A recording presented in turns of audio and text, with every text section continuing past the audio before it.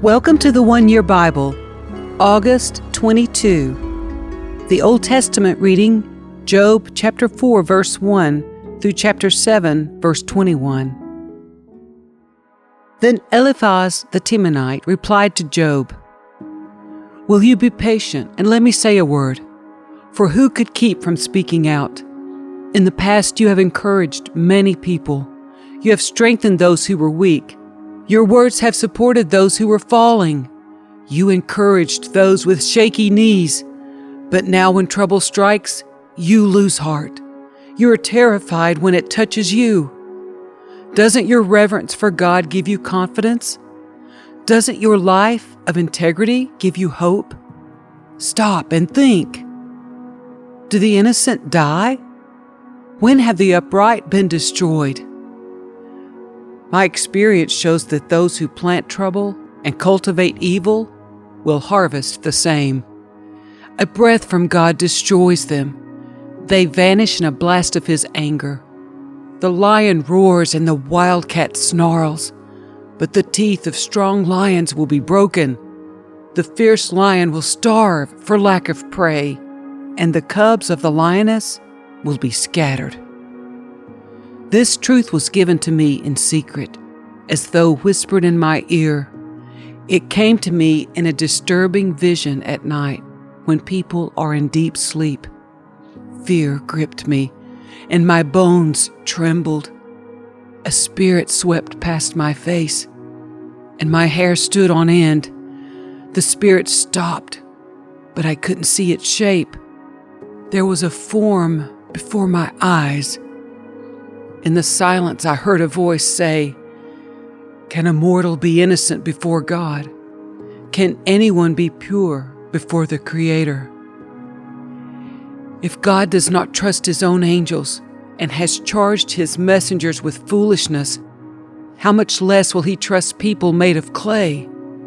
They are made of dust, crushed as easily as a moth. They are alive in the morning, but dead by evening, gone forever without a trace. Their tent cords are pulled, and the tent collapses, and they die in ignorance. Cry for help, but will anyone answer you? Which of the angels will help you? Surely resentment destroys the fool, and jealousy kills the simple. I have seen that fools may be successful for the moment, but then comes sudden disaster. Their children are abandoned far from help. They are crushed in court with no one to defend them. The hungry devour their harvest, even when it is guarded by brambles. The thirsty pant after their wealth. But evil does not spring from the soil, and trouble does not sprout from the earth. People are born for trouble as readily as sparks fly up from a fire. If I were you, I would go to God and present my case to Him. He does great things, too marvelous to understand. He performs countless miracles. He gives rain for the earth and water for the fields. He gives prosperity to the poor and protects those who suffer. He frustrates the plans of schemers, so the work of their hands will not succeed.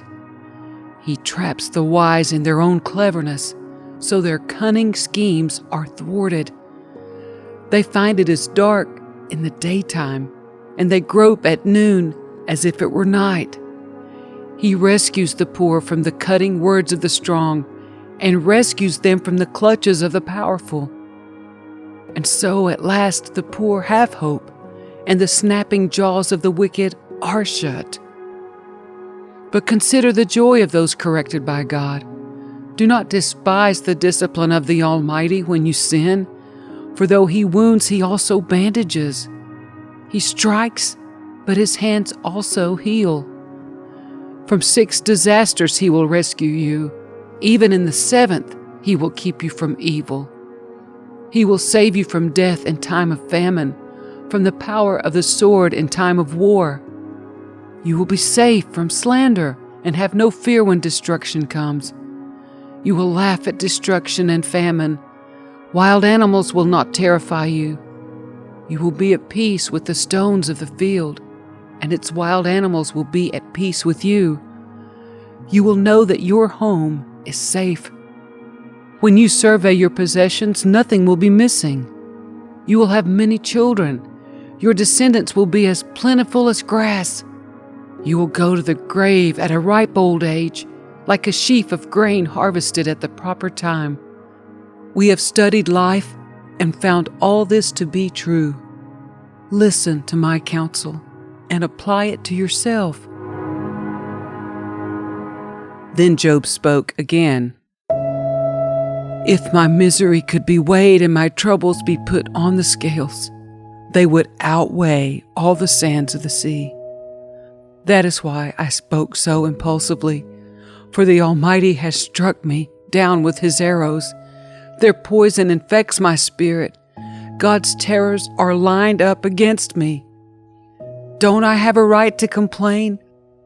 Don't wild donkeys bray when they find no grass?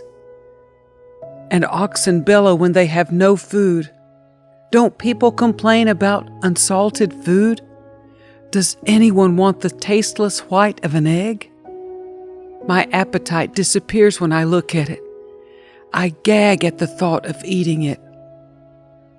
Oh, that I might have my request, that God would grant my desire. I wish he would crush me. I wish he would reach out his hand and kill me. At least I can take comfort in this. Despite the pain, I have not denied the words of the Holy One. But I don't have the strength to endure. I have nothing to live for. Do I have the strength of a stone? Is my body made of bronze? No, I am utterly helpless, without any chance of success. One should be kind to a fainting friend, but you accuse me without any fear of the Almighty. My brothers, you have proved as unreliable as a seasonal brook that overflows its banks in the spring, when it is swollen with ice and melting snow. But when the hot weather arrives, the water disappears. The brook vanishes in the heat.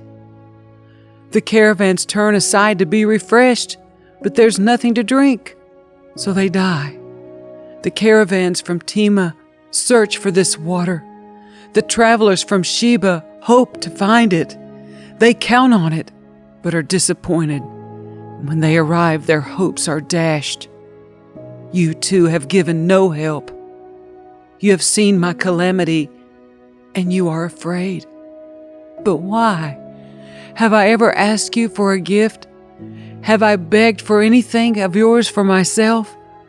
Have I asked you to rescue me from my enemies, or to save me from ruthless people? Teach me, and I will keep quiet. Show me what I've done wrong. Honest words can be painful, but what do your criticisms amount to? Do you think your words are convincing when you disregard my cry of desperation? You would even send an orphan into slavery, or sell a friend. Look at me. Would I lie to your face? Stop assuming my guilt, for I have done no wrong. Do you think I am lying? Don't I know the difference between right and wrong? Is not all human life a struggle? Our lives are like that of a hired hand, like a worker who longs for the shade, like a servant waiting to be paid. I too have been assigned months of futility, long and weary nights of misery. Lying in bed, I think, when will it be morning? But the night drags on, and I toss till dawn. My body is covered with maggots and scabs. My skin breaks open, oozing with pus. My days fly faster than a weaver's shuttle. They end without hope.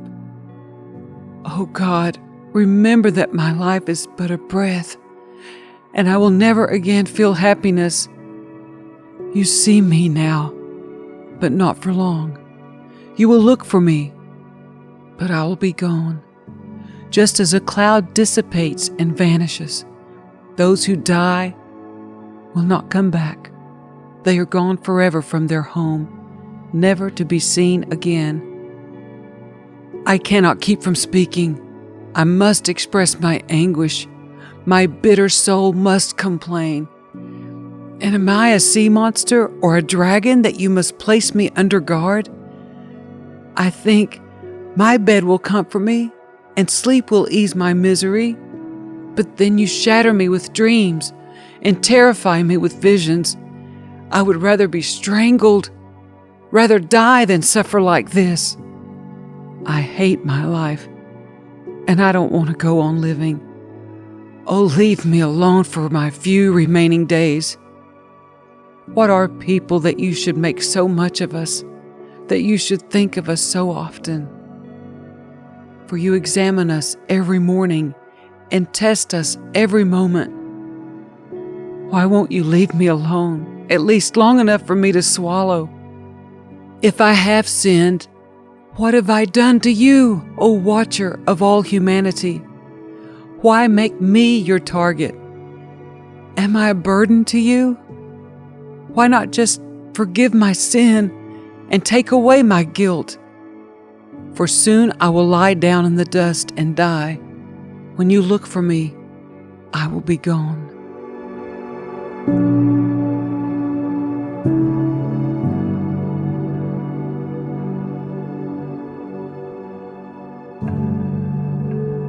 The New Testament reading, 1 Corinthians chapter 14, verses 18 through 40.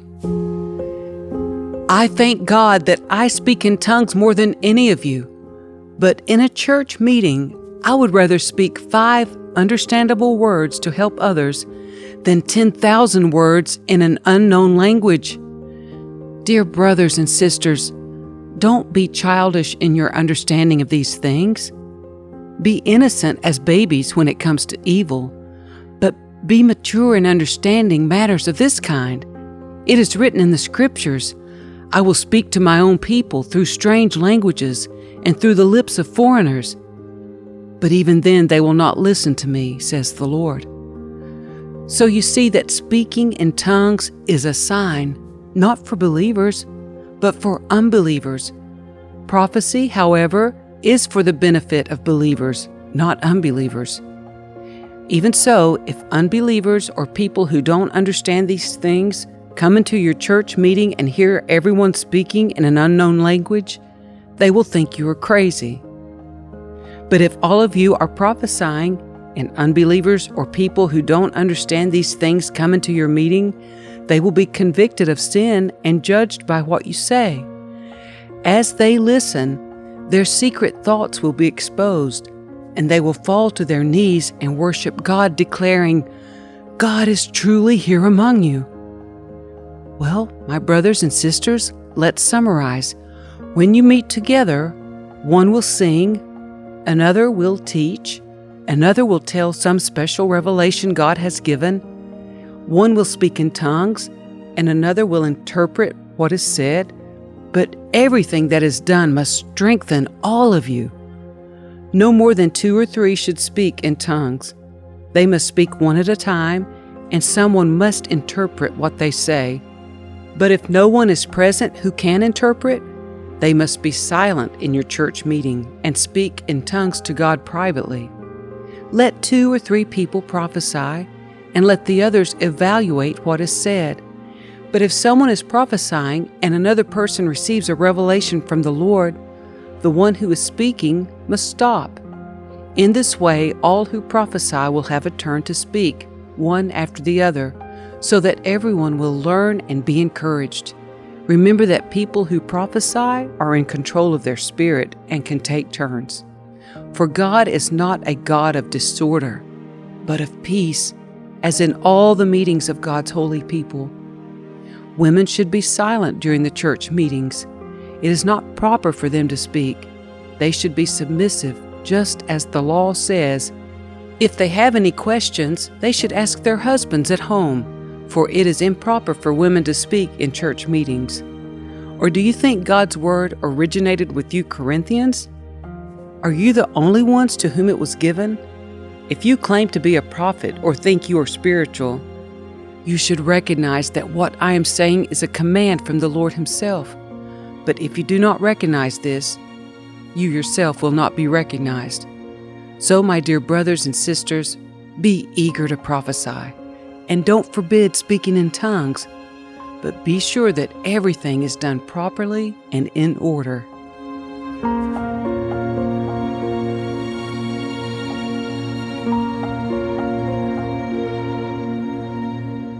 Psalm 37, verses 30 through 40. The godly offer good counsel. They teach right from wrong. They have made God's law their own, so they will never slip from His path. The wicked wait in ambush for the godly, looking for an excuse to kill them. But the Lord will not let the wicked succeed, or let the godly be condemned when they are put on trial. Put your hope in the Lord. Travel steadily along His path. He will honor you by giving you the land. You will see the wicked destroyed. I've seen wicked and ruthless people flourishing like a tree in its native soil. But when I looked again, they were gone. Though I searched for them, I could not find them. Look at those who are honest and good, for a wonderful future awaits those who love peace. But the rebellious will be destroyed. They have no future. The Lord rescues the godly. He is their fortress in times of trouble. The Lord helps them, rescuing them from the wicked. He saves them, and they find shelter in Him. Proverbs 21, verse 27. The sacrifice of an evil person is detestable, especially when it is offered with wrong motives.